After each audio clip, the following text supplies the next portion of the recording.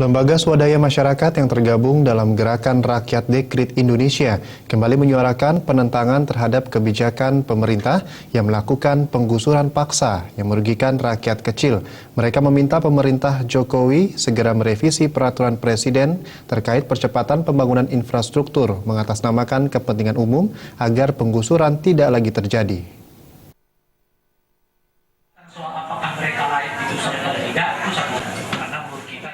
Para aktivis lembaga swadaya masyarakat LSM, pemerhati lingkungan, komunitas petani, dan nelayan yang tergabung dalam Gerakan Dekrit Rakyat Indonesia (GDRI) menggelar konferensi pers terkait tindakan pemerintah melakukan penggusuran kepada rakyat kecil.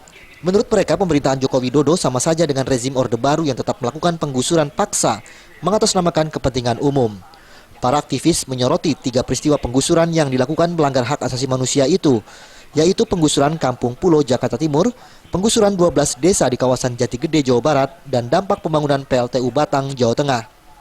Menurut salah satu aktivis dari Institut Hijau Indonesia, Khalid Muhammad, mereka mendukung pembangunan infrastruktur, tetapi perlu dilakukan revisi terhadap peraturan presiden Perpres mengenai percepatan pembangunan yang dinilai berdampak merugikan rakyat kecil.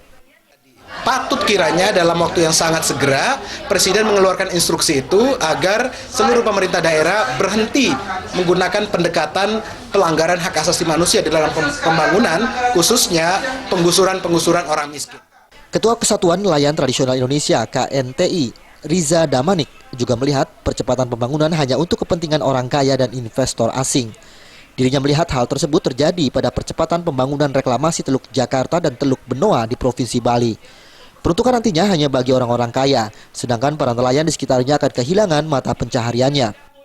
Jadi artinya saya ingin bilang begini, kalau direklamasi, memang itu bukan untuk rakyat di situ.